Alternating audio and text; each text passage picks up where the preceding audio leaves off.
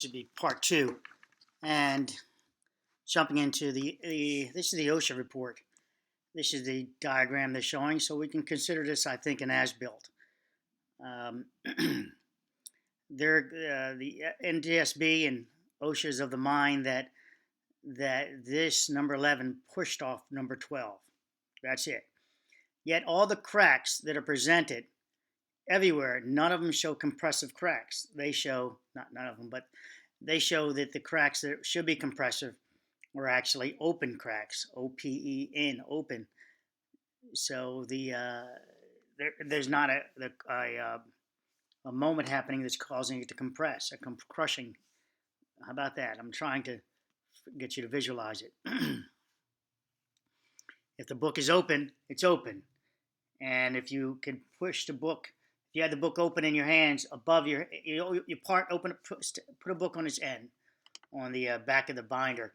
Then open the book in your left hand, right hand. Now push your right hand towards your left hand. Would it not close the book at that point to be able to push towards your left hand? I never said move the left hand, because they're of the mind that number 12 can do two things. 12 can stay where it is, and 12 can be pushed off. What they did was they removed the post-tensioning interaction with this whole thing. They remove it. They talk about it, they show it, and then they remove the bars right here, this top bar and this lower bar. This top bar is the one that would hold the back of 12 on. The bottom of this bottom bar is embedded in the decking area, more so than the decking area of the 12. Now 12 is embedded in the decking area technically, because this was the first part of the build, was the deck. And then this is a seam created here, and this is set on top of the deck at this point. So you have both you have this plane created that they magically have it, that the force that when you compress the force between here and here, this will make number 11 slide off. It doesn't talk about how this changes up here. What is the interaction of this section up here to be able to push this off? This has to lower. And how is it able to lower? If this post-tensioning in here, longitudinal post-tensioning is inside this canopy, inside the deck area. So I'll do this, rotate clockwise. So if it's inside, it is inside the deck area. So if you're going to push this outwards, you're going to slide across the back of here. Then they called it, well, it punched through. First they said it's sliding, and then they say it's punching through. So they used interface shear, they call it, this sliding effect. But it can't slide. It's locked in at the nodal area here. This post-tensioning has been determined to be in 100% and the upper bar, and just about 100%, and reportedly no less than 30,000 kips, less than what it should be at 288. There's 255,000 kips minimum on this cycle, and they reported, give or take. So you can take it or leave it. You can say they finished it or not. There's that much more clamp force inside these two. Now, and there's no failure shown at the top. Now I have the Ntsb. I did a FOIA request trying to get all the photographs, all the videos, everything that they did. I don't know if I'll get it, because it's Ntsb. They're just tell you, we're not going to release it for some reason, although they're supposed to do it per FOIA. So I'm going to try to really beat this FOIA request up legally on this to get all the photographs and videos. I think this is just BS, because in their evaluation, OSHA and Ntsb, they removed the post-tension bars to have this sliding effect. Because this can't slide, because these are encased in concrete or stirrups all around this member. This can't slide. If it slides, if it can, it will slide just a slight bit. And we're talking, I scaled it, we're talking 1/8 of an inch in, let's call it, I scaled it. So 1/8 of an inch, I could measure it right now, but I'm not going to. About a 3-inch surface. So literally 1/8 of an inch, I got it to slide outwards just a little bit. And that was with clamping here. that was without having the full bar across here. I only did this section right here. This is what would make it the weakest for me to create this. I made a weak position by just using this triangle right here. In reality, it would interlock back to here and to here, which would resist that wanting to come downwards and slide out. Because for this to slide out, even at 1/8 of an inch that I was able to do, I had to change. It changed the shape of this. This had to change. It didn't change the bottom. It changed the shape of this interaction. This became a wider angle. That can't happen here if I were to add more steel across this. So I have no steel across at this point. I just have this, and I'll show you that when I showed it in the previous videos, but I'll do more on that one. But once I put this steel across the top, it's concrete. Steel is inside there. Literally, I make mine out of steel though. And now I'll try to bend it down. Well, it's got to do a lot of lifting, and to push out, it's got to push down. It's got a lot of interaction that is now all 100% tied into. It's all interactive. It's not a freebie like I created. But with that said, I still couldn't, with the greatest force I can do, shear through my bar that I created. I used a thread awl. Now this is a 280. It takes 280,000 pounds of force, which probably puts it about 80%. So it could probably do even, another 20% more before it gets to its final working load, ultimate working load. An ultimate failure would be greater than that, in fact. Now, it would be equal to or greater than that. So you would be trying to shear 2 of these. Remember, this is encased in concrete. If it was to interface shear, slide across, well, we would see all of these just broken. It would just break out the back of this one. And we don't see it breaking out of the back of that one. In fact, we see in the photographs at the collapse, we see it pull the stirrups downwards towards the deck. It means it's ripped it down. So looking at the ripping of how it went through the stirrups, we're going to get to the images. Ntsb doesn't address all these cracks. It's beyond their capabilities, obviously. They farmed it out to, their other federal government agency. And these cracks are open. They're not compressive. This is already what they're calling interface shear. That is sliding right now. There is no sliding going on here. The deck has already been reported, and I stayed this for a long time. Look, the deck is sagging. The deck already has a reported sag in it, and they blow this off of the Ntsb report. I find this disgusting. What they can do. I find it just disgusting what they can do and get away with, because they represent the ultimate authority. Everyone, a lot of drones believe it. Drones, people. This is what they're saying, that at this point it's taken place. But what about the post-tensioning that was just added back in? They don't talk about what caused the failure next, because this is already post-tension released. It's released at this point. This is the cracking at the point of the post-tensioning being released. Not reapplied. This is when it's released. It's not on the ground. This is still on the bridge capacity. And I did many videos on how I talk about this.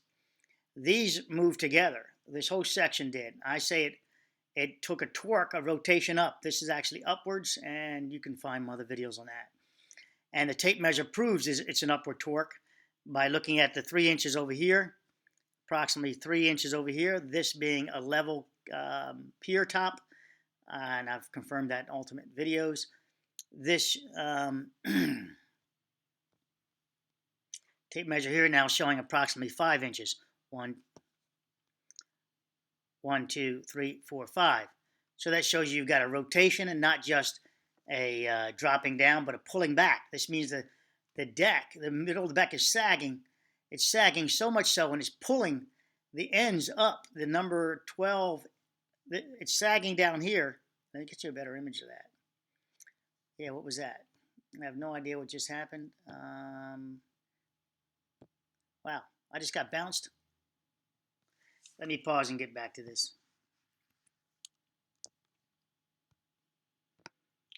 So as dead loads of this, not these on there, just a dead load, the span from here to here, unsupported. And it's kind of weird they have that not quite on there, but the dead loads sagging in the middle here, sagging downwards like this. Sorry, I got to slow my mouse down for you. So that's an exaggerated, but it's sagging downwards. That creates the gap we see here, the one crack we see at the base, because the canopy is also trying to hold on in the decking area, the interactions back there. When they release it, it now is able to sag even more. During that sag, it torques the last bit of this upwards because it broke free. You can see the break. It torqued it upwards, the back of 11. So it's actually a tension break as it tore it apart and raised it up. We're looking at a tension break, not compressive break. So as this goes downwards, this is the part that interacts. Once they detension, it now releases, and the break is beyond that in that capacity. And this pulls downwards, this pulls upwards, and you can see the concrete interaction is actually pretty damn good. The rebar interaction between the deck and the upright of number 12 is actually pretty damn good. It held together, and I'll show you how I state that. This is the way the deflection happened. It's all because of post-tensioning. This is still a post-tension longitudinal error that it wasn't taught enough, or maybe you couldn't do it. You know, the software is not capable. If Denny Payton wanted to get an out, they need to blame the software. They need to blame the software and sue the software company. They need to show that this fails, and software that their assumptions were based on the allowing of software, and the assumptions the software erred. That's what they could argue. That is, if they did the span testing in the software with the post-tensioning removed from number 11 and number 2, but also post-tension in that capacity. They did number 11 and 2 midstream. I think that just created a weird release of the forces that were recaptured into the deck once they did it. Because remember, they did post-tensioning, the two outer post-tensionings. Let's see if it comes back up. The two inner D1 and D1s, and then they went to 11 and number 2. I think they already put a kinetic energy, you guys can say potential energy, inside there. I say it's kinetic energy inside there, and when they did the rest of the tensioning, it was still there, but it was captured in what it was captured in, number 2 and 11. And then when they released that kinetic energy, it's kinetic energy. They released it. Come on. You guys understand kinetic energy. They released 500,000 pounds, or 288, 600,000 pounds of force. They took the load off of it. The clamping force was removed. And then so we get the simple break. We get that huge break at the back. And the bridge lost 600,000 pounds of force of anchor. And that's because of the way they post-tension that, I believe. I can scream till I'm blue in the face on this. You know, unless people start attacking Ntsb and say it's bullshit, that they got a bullshit report, then it amounts to nothing. You know, Ntsb, it amounts to BS. This is an open crack. It's more open here than down here. This can only be done if the deck is sagging. I can't do this sliding. If this was interface shear and sliding away, the crack would be equal. It would be equal. It would be equally spaced, but it's more open here and more taut down here. It's hinging away, downwards. We have a crack here. They said it's interface shear. It's sliding away. So right here again, it just sags down. This release force. Let's go on. Let's go on to that. These are the images right after the collapse. We already went to the photographs. And this is that torque action. This is raised higher on this side than there. They have it sliding off, going down. How is it, if it slid off, how did it raise itself up? So it's a simple question. If somebody can tell me how this raised itself up after sliding off, then I'll delete. I've got, I don't know, maybe 100 videos in this. If you can tell me this, per your call, I'll delete every last single 100 videos. And if you'd like me to put a video out there to say, no, I'd have to do that. I'd have to say I was so wrong and put a video out there on how you convinced me, how you showed me that it's only this way. You have power to me to shut me up with this. Anybody, anyone, anybody. So they say it's sliding off going downwards. Sliding off going downwards. And yet we have elevation here per the tape measure. How did it slide off? It now broke its connection. How did it raise itself up? This is thousands and thousands of pounds of weight. How did it go up in the air? How did it float? So again, here's the tape measure at 3 inches on this side. And on this side we have 5 inches. And I think the total space was supposed to be 2 inches there. Don't quote me on that one. But this is showing that, I talked about these cracks. This is inward, the hinging out. This is inward. They have it pushing off. That this is pushing towards us. If this is pushing towards us, how is it that this part of the image is recessed, and this is the part that's supposed to be failed, and this part is now further out than this? Because if you can visualize, this number 11 and 12 are acting together, and as it's pulling downwards towards the ground, because the whole deck is the entire bridge structure, the span is sagging down. It's it's creating that hinged action of number 11, 12, and the canopy, cranking it over, and this is why this is more in here, and outwards down here. It's not sliding away. If it's sliding away, how is this possible that this is in? You told me it's interface shear that is pushing away. Well, this is not pushing away. This is pushing towards you. This side is inward, not outward. So I'm arguing with myself, and also I'd like to say his name. How about this? We wrote me an email. How's that? He knows what I'm talking about now. So this is my argument. And no, you didn't really trigger me. This is a trigger for me, period. So I don't take it personally against you as per our emails, our conversation. No, I'm not holding. You have no checkpoint against you for that for me, because you don't see what I see. And I definitely don't see what you see. But if you could show me, I understand the slide. I understand shear. I understand interface shear. This is not it, because you have interface shear says it's pushing away. If it's a load, it's no longer connected. Where does that load go? You guys that believe in gravity says it's got to go down to the ground. Me believing in equilibrium, and not the equilibrium theory as far as equilibrium equation, but equilibrium, the essence of equilibrium, right? The real equilibrium, not as it relates to a calculation, as it relates to life and everything. So it's what's established is we're looking at an equilibrium. So you just have to read what the equilibrium's saying. That this is tilted in and it's stopped at that point. It's found equilibrium at this stage. A creep is taking place, and an hour from now it'll have a new equilibrium. If it starts going down the ground, that's the new equilibrium. So and it becomes equilibrium, literally equilibrium, right? It's a balance. So right now the balance is that it stopped itself, and I state that it stopped itself from going out further because the post-tension bars were only loosened. They were not unnutted, if you will. So when they loosened it, it released the forces to recapture the forces. We have this sagging of the deck, further sagging of the deck, the torquing and hinging effect of the canopy, number 12, and number 11, that triangle. The deck goes down, this goes up.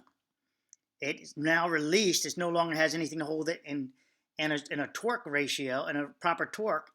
And I did a video. I said, the bridge isn't in balance. It's the left and right side of this bridge is not balanced based on this. The tape measure is of two different sides. This is 5 and the other one was 3. So that shows that if you released it, they should both be at equilibrium. They should be at the equal measurement, not 5 and a 3. So this shows that the canopy is not balanced. And yet the Ntsb and all their brilliance and all the national highway in Alaska, etc., they have not a clue because they don't have any logical thinking. They're lacking logic. Now, could you say that this pulled itself in? That would say you made a punch into the concrete. The concrete's solid. There's been report of no failure of the concrete. So, no, this is not punching in. This is now a failure of number D1s. D1s are no longer acting at capacity. Now the bridge is really in danger because it's now the forces are no longer in line so much down the center anymore. This is now failed. What is the capacity of this D1s now? Does NTSB tell us that? No. Does OSHA tell us the capacity at this time? No. See, when I evaluate something, I like to see it, the capacity as it's failing, and I can just see it crippling each time. So if you fall, right, at one point when you clip, then you try to get your leg went faster forward, trying to get your balance. It grabbed, but you still had momentum, so it still wasn't equilibrium yet because you weren't able to stop. And then you went down, you went a little further, you tried to bring the left leg forward to catch yourself again. No, did not enough speed on that. So then your hand went out to now save you from the impact. You're at equilibrium. The moment your hand touches, there's an equilibrium, but the forces are greater. So you keep going, your shoulder goes down, still not enough. And finally, you have to roll to the ground. Now the forces are balanced out. The forces were your momentum of your walk, the weight of your body, right? And then you got clipped. You clipped yourself. And those forces are what you were trying to bring to equilibrium at that point, because it was no longer forward action, but it was more like a hinge action from the clip point. So all your forward momentum became a hinge point from the clip action. So this is how I actually see all this stuff, one from another. You should see how I see cars driving down the road. The momentum and the equilibrium of that. It's a weird world I live in. But so there's 5 and 3. It's just like the collapse of this. So now we have, it's at equilibrium right now. Okay, so I think I figured out what I did wrong. I pushed the mouse too far to the left and it backed up a page. So let's go to, let's finish that one. So we moved on. So you're understanding the equilibrium. This is kind of red herring-ish. It's nothing. And I like using, see, you always have to learn to talk the dialect of your person you're trying to communicate with. Red herring is the NTSB's head guy. That's what he uses the word red herring in this report. So I'm using the word red herring. It's dialect. D1, 470. Okay. So give me a minute. I have something for you. Something in the box over there. I'm recording too. It's in the box on the table. I don't know where it is. Oh, right there. All right. So D1. So D1s now are no longer participating. But what's the effect now? You'd have to run your software on it to figure out what happens if we, torque, because they're not plumb anymore. What happens if we change the inside the trumpet area of D1s, if we now torque it by 12 degrees or 3 degrees? It might be nothing. It might even get tighter, in fact, because it's got a little bit of a rotation still. It's not just because it's there, something's changed, but it might have got even tighter, even though you see it recessed in, because it's a locked-in concrete thing. But how did it turn? The concrete had a break inside the trumpet areas of D1s. Why didn't Denny Payton, all those engineers, catch on to it? Why did they not catch on to D1s are critical in this? D1s have now, with those cracks I showed you around D1s, they're critical. How come all these engineers, including FIU, the famous, structural engineering college, if you will, how come they, Bridges, how come they can't catch on and read what cracks say? I guess they don't have the knowledge. I saw a couple of their videos. They just look like they're playing around a little bit. No offense to them, because it's not my intent to troll them, but, that's just giving you my statement. So we see that the cracks have progressed a lot more than this in the OSHA report and the NTSB report. This report from OSHA is being polite by not releasing the other images. It's being totally polite, and those are the leaked images anyway by FIU. Remember, they accidentally leaked, and I published them, and then they got pulled down because it was a violation of a court order for them to accidentally release those images. So again, this is right after the crack, after the release of the post-tensioning, and it's elevated. It only can be elevated. Again, if it's shear, interface shear, sliding it off, why does not gravity? I'm using the word gravity.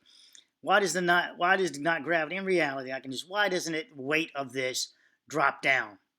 It just got broken free. Why is the weight of number 12 not? How did it float? What kind of concrete is this? Helium concrete? Is this helium concrete? I hope you guys know I'm being facetious. So is this helium concrete? How does this go up in the air? And let's get you up in the air image. You know, there's 3 inches there and 3 inches there, 5 on the other one. Because it's hinging, the bridge is sagging in the middle. It's simple as that. It really is. You know, I find it disgusting that they can bedazzle, you know, a report like that, and they use these engineers there that are not the engineers that should be doing this. Remember, I talked about that. They debunked Denny Berger for being able to do the inspection because they only had 2 engineers, and neither one of them were licensed per Florida's thing for this type of structure. And it turns out Ntsb had 2 engineers. Neither one of them were licensed to evaluate this structure. So what the hell are they doing? They might as well be on here with me YouTube talking trash. So here's the elevation. How did this back of this elevate? Because here on this side of the tape measure, looks to be about 3.5 inches, and back here is 3/4 of an inch. Interface shear for you guys, it slid off. If it slid off and it broke free, how did it elevate itself? How did the back of all these thousands and thousands of pounds, including the canopy weight, there's only one way. The deck is sagging and it's hinging up. There's only one way. I wish I could curse. I don't want to curse on this one, though. I wish I could curse at Ntsb, actually. Send them a curse letter. So here's a 1/4 inch here, and then it shows a crater here. So it's floating. So it's still interacting here, restricted probably by the post-tensioning in number 11. The A bar is probably really keeping this from torquing out. The interface shear is being, the failure is being controlled right now, I think, by 11A, the lower bar. This is just smoke and mirrors crap that this is what they try to call shearing, the sliding. This is my hinge. It falls under my hinging. I don't see any shearing action going here. I see paint. I see paint here. I see paint here. I see, well, you know what? They had other photographs. But he can stick a screwdriver in there. A pair of scissors. This is scissors. So he can pick scissors in there. Interface shear, it would have to be locked in, right? It's shearing, it's sliding, it's not separating, because that's my theory, it's separating, hinging away. Their theory is it's sliding away based on the compressive forces and of the amount of post-tensioning creating the sliding action. This is now released mode, and we have a gap. Because again, the deck is sagging. This is consequential as it sags. You're just looking at consequential as the deck sagging. There's nothing to cry here. This is what they're calling a separation here, a sliding. But I'm saying the deck is dipping at this point. This is deck, and this is just some fracture. Take note, very importantly so, of the fracture. Most of you guys didn't recognize this, and I'm putting it in this video. Come on, you see it yet? Come on, my lovely contractors. What are you looking at? My contractors here. You should know what you're looking at. How about engineers now? What are we looking at? A stone. A flat stone. And a flat stone there, apparently. But the flat stone here, I got to do more into that. But, hey, that looks like it might, this little guy got a little weird setup, doesn't it? I mean, how do we get a flat stone there? How is this so flat? How is this so flat? I beg to argue to ask, when did they put this chamfer in? Because that stone is flat, baby. That is all flat in there. This might be just a simple cold joint that was parged over. This section here this part here might have been added. This whole damn chamfer down here. Because I'm looking at flat stone. I want more photographs, and I'm going to get more photographs, I hope. But we're looking at flat stone here. I'm sorry, right there more so. It seems like they packed it. You know, this might be a chamfer added that they didn't do. I'd like to see the formwork for that. You know, and that would be the alignment of it. Okay, so let's move on. This is a break. This is not flat.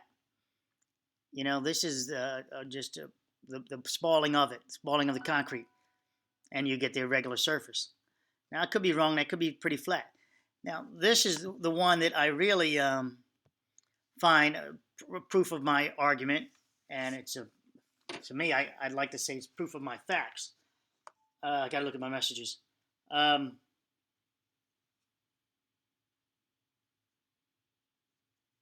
Give me a second. All right, I can look at that in a moment. This shows that torque action of the 12 leaning over. Remember the 5-inch deal, 5 and 3? This is how they're able to get into it sideways. Interface shear says it's just sliding off. So how is this now? They don't explain this. Where I explain this, to me, I can explain every single crack on here if you give me the time and the photographs behind it. I can explain. This is obviously you're sliding in here. So this is rotation, a torque, a twist of number 11. A torque of number 11 by the rotation of the back of the 12. The canopy is in imbalance. It's not in equilibrium. Now it's in equilibrium. This is the point it found equilibrium against those forces, including the bar having those forces. Now when they repost tension this bar, when they repost tension it or post tension it again, however you want to look at it, that bar has got a torque in it now. It's got a bend in it equal to this, I believe. And when they straighten that bend out, they cause a lot of drama down here at that point. But this is not interface shear happening because it's this. They talk about it's structural. The Ntsb report makes it clear this is a structural crack. And yet when they do their failure mode, they don't count their structural crack as a problem. They keep it in there. But they remove the post-tension bars. The bars that take hundreds and hundreds and hundreds of thousands of pounds of force to shear. We know they take at least 300,000. So when I do the hundreds and hundreds and hundreds, well, that's 300,000. So I do that to this is nothing to me. This is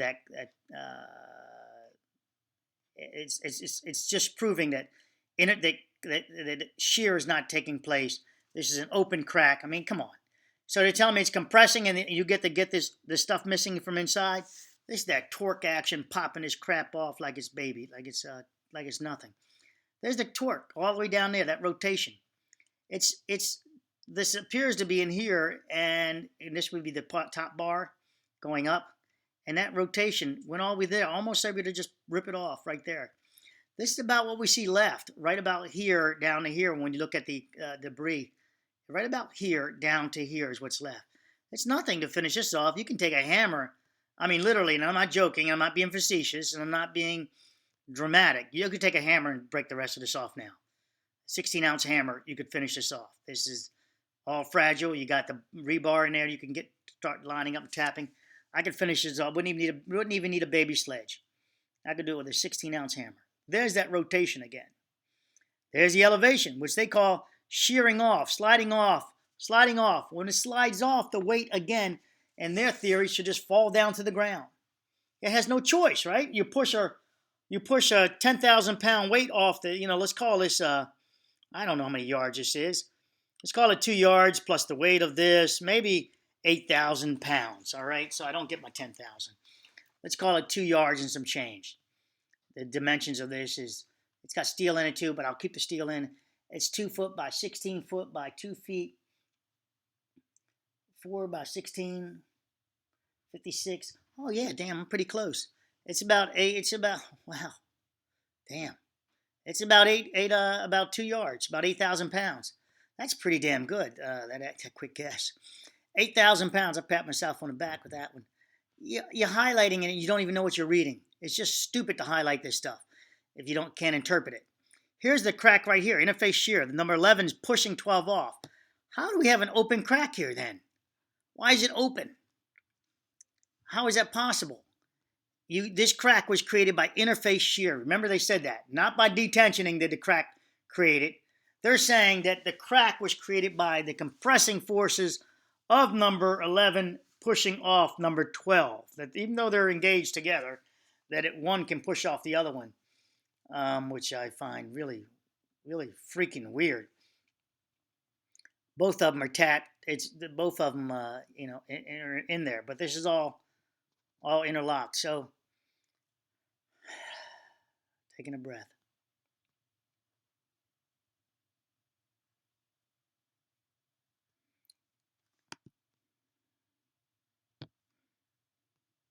This is what this looks like. This pushed this down, and see that crack there? They said it was created by pushing away this crack, but it's a released crack. This is the 600,000 pounds of force I told you that this bridge is now recaptured. It no longer has that anchor support back here, which is actually up here. It's released. Once it's released, that hinging effect of it coming down the middle of the structure creates this hinge, literally, and you get this opening crack here above the pipe, literally. Then they try to pull it back by the feet, pushing the legs back under this thing, and it just can't do it. It can't, it's that concrete's like taking a hammer to it. That kinetic energy of that 300,000 pounds of force out here couldn't do it. The 300,000 pounds of worth at 288 internally could do it. And I argue there's probably way more than 288 they put on it because of it was already deformed when they try to put it back to 288. Or no, it would be the post-tensioning. You still would get the 288, and you wouldn't be back to where you were. All right. So I don't know if I'm going to add any more to this besides, why they have it magically that it slides off. Can you tell me how it elevated itself? So that's the question I have. If anybody can prove to me what's going on with the bridge, and there's that part where the cracks was all split down there. And if we get close to here, you see the zipper, they're facing downwards. They're down. And this slid off, interface shear, and number 11 stayed in place, which is right here. And it pushed and it magically was able to push all of these. It would break all through there. They would all be at the same angle, but they're not. As this zippered down, it created a new angle, obviously, up to that point right there. Those are stirrups that go across it. I had a nice video showing how plants create stirrups in nature. We talked about the jackhammering and everything else here. There's the bar, upper post-tension bar. I said, you could count the threads and determine if they really did it. Ntsb didn't talk about that. They didn't say we confirmed the amount of post-tensioning that really took place because we counted the threads from here, determining the bar length. I mean, that's what we want to see as a technical report, right? A NIST report. We'd want to see the technical details. We look for necking along the bar, even with the deformation of the collapse. We could not find necking that took place, which is good data, right? And you just start eliminating. We couldn't find any. The bolt was functioning at the time, meaning it didn't strip or do something crazy. And now they did the threads. That would be a genuine report. I think their report. Hey, George, that's my cat. I think their report is just. I feel slighted. Mentally slighted, and that's the way. Psychology is part of the game. I tell you guys, psychology is part of the game with everything, but in this case, how it affects construction and all that, it's what I'm discussing with you. So you see these bars of these stirrups are downwards. That's because as it was finding new equilibrium as each way, just rip, rip, rip, rip, right through the concrete and the stirrups. But you can see the angle. If you were to put this bridge back in reverse, you would be able to put all the rebar back up in alignment. But this rebar, the stirrups, are popped in the angle that they failed falling downwards. There is the number 11 right there. We talked about that. And Ntsb presented chopped up, cut up images of this. I thought I'm asking for all the images in my FOIA request. I want them all. This to me, now they said it's sheared off, pushing off the back. How are these bars, if they're pushed off the back, how are these bars not bent? How come they pushed off the back? How did the bars straighten up? How did that concrete manage to push the bars off, which means, so you guys, just so you know, if it's pushing the bars off, it's now shearing their interface with the rebar's profile, the ribs. I'm trying to think how to explain to you guys the profile. The rebar is not a smooth piece of steel, but it's got ribs on it, right? It's got deformation on it. That helps grip it. Well, to pull a piece of rebar out, it's a pull-out test you use, but you're shearing the concrete away when you do that. So if you were to slide this away, that rebar is no longer interactive. So you either are elongating the rebar, causing necking somewhere, which means it still held its grip on both sides of it to get the necking, the stretching of it, like a taffy I told you guys. You pull a taffy and you get that stretch in the middle. That's your necking. So if you didn't do that, then you're pushing it away. Well, now you're getting concrete to break away from the rebar, or you're shearing the rebar with the concrete. That's not going to happen. But But in that case, you've deformed the rebar to some degree. Where is that rebar in here? I've trolled in these images real close. I see no deformation towards me, towards us right now. I see no kink in this. I looked at these images left and right. I see no kink in them. I see that they are straight. They perform straight up and down. Now, they didn't slide down the wall because there you see these were closer to the wall. So these, when the bridge failed, the canopy pulled these over towards the canopy number 12, pulled them over towards the deck. So much so that they went behind these plastic caps for the grout caps for the post tensioning, because they didn't ride down the wall. You can go over there and look at it. A couple of them rid down the wall, but the rebar out here, these guys hanging out here, they went down. I did a long video on that rebar. You guys could try to find it. But the kink is not present. So they talk about shearing, pushing it down, pushing it out towards us. So how is it able to push it out towards us, but number 11 didn't push out? But number 11 is engulfed in the same, number 11A, post-tension bar, is engulfed in the same vertical, and you can call it a column if you could think of it that way. So it's a column with two bars in it, and you can't split the column up, and you can put two bars in it, these post-tension bars, 1 and 2, A and B, and you could slide it. But if you slide it, you know you're going to have to slide both of them. Well, this one's not indicating sliding. The bottom of number 1 has no indication that it slid. You can go into these photographs and you'll see no cracks are here. No cracks are present. And this is why they have to remove it in all their schemes, their nastiness. They removed number A and B to prove that it could slide off. Because you can't do it if you leave number A and B in. Because A shows no indication of breaking in front of itself. There is no indication of this plowing in here. So they have the forces created by the post-tensioning sliding the concrete separately than the rebar. It's not possible. The rebar has to move with the concrete. It has to move with it. It can create a force in there and kinetic explosion, but we already saw it with the brakes. We've got a snapshot in time with these brakes present. So you need to address first why the brakes happen. Once you address why the brakes happen, that is, the bridge is sagging. All this is just secondary bad behavior on the engineer doing saying retention. It's just bad. It's just bad. That's all it is. And I sort of can end it with this, I think. I think I can live with this video with that. Hopefully you'll understand that there's no cracking, no sliding going through this number 11. If you see no sliding of 11A, then you see no sliding of the entire column, or vertical, however you like to consider it, for you guys who like to think of it. It's supposed to be an all-compressive system, so I'm not trying to think. I want you to think of it more of just a damn, support. And it's not acting like a truss member, which everybody tries to make it act like one. That it's under compression. I understand Fig's model of all compression. I think it's beautiful, actually, and it should have worked. I think if they just would have caught on that they made some failure, some analysis failures, and they had to go back to the drawing board. I mean, it should have been a damn sample project. Okay, so I'm going to end the video with that, I think, and hopefully you understand, again, that didn't slide over. If this didn't slide over, then the whole thing didn't slide over. And there's no movement of 11 plowing through here. This is a lie about post-tension shear. This was lower post-tension bar shear. That's a lie. It was sheared after the fact. The images above show it in place. You can find it in many places. It was not sheared like that. All right, guys.